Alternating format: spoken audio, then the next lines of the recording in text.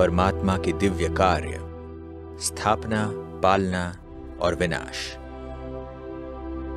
आइए हम परमेश्वर के दिव्य कार्यों को समझने का प्रयास करें। उनके दिव्य कार्य हैं संपूर्ण शांति व सुख की नई दुनिया की स्थापना, उसकी पालना और दुख भरी पुरानी दुनिया का विनाश। इसी कारण उन्हें त्रिमूर्ति कहते हैं। यह दिव्य कार्य कोई महामानव भी नहीं कर सकता। ईश्वर का सबसे महान और शक्तिशाली कार्य है आत्माओं को विभिन्न विकारों के बंधनों से मुक्त करना और नई दुनिया, जिसको सतयुग या स्वर्ग कहा जाता है, उसकी कलम लगाना। आइए हम स्थापना का अर्थ समझें। ईश्वर न तो शून्य से विश्व की स्थापना करता, न ही उसका विनाश करता है। वह विभिन्न वस्तुओं, लोगों और पदार्थों को भी नहीं बनाता। दुनिया हमेशा से अस्तित्व में रही है। यह अनादिकाल से और अनंत समय तक रहेगी। ईश्वर ही है जो पृथ्वी पर एक ऐसी नई दुनिया, स्वर्ग की स्थापना करते हैं, जहां एक धर्म व एक राज्य होता है। वह स्वर्ग स्थापक परमात्मा पिता हैं। भगवान केवल पुरानी दुनिया को नई में परिवर्तन करते हैं। वे संपूर्ण शांति, सुख, समृद्धि और संपन्नता की दुनिया स्थापित करते, जिसे स्वर्ग, जन्नत या बहिश्त कहा जाता है। उस संसार के सभी लोग गुण, कला और विशेषताओं में संपूर्ण होते हैं।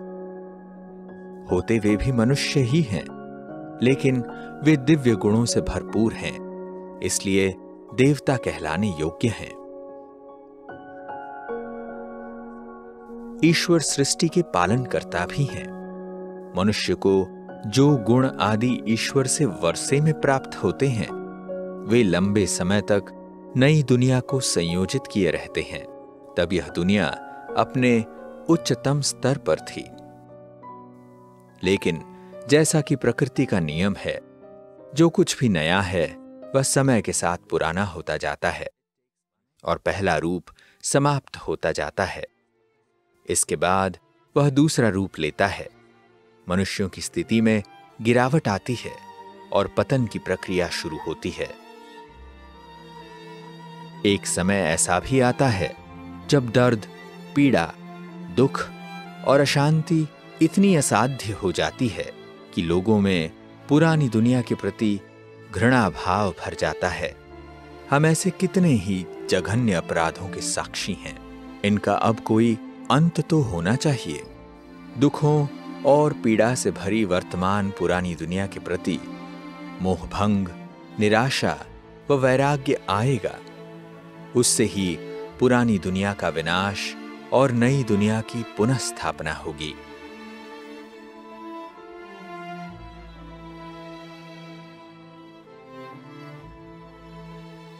परिवर्तन की प्रक्रिया बहुत सुंदर है।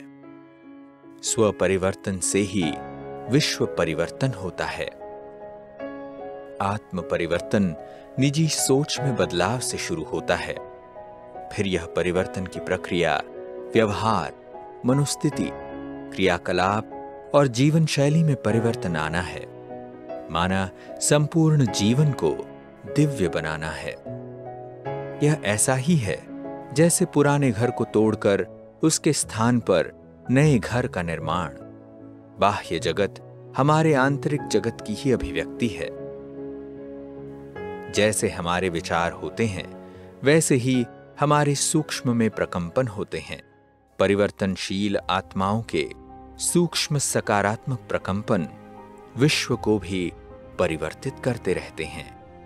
इस प्रकार जब आत्मा परिवर्तित हो जाती है, तो विश्व भी परिवर्तित हो जाता है। अंततः यह वर्तमान पुरानी दुनिया परिवर्तित हो नई बन जाती है। यही विनाश और पुनर्स्थापना है। और भी ठीक रीति से बताएं तो यही परिवर्तन है।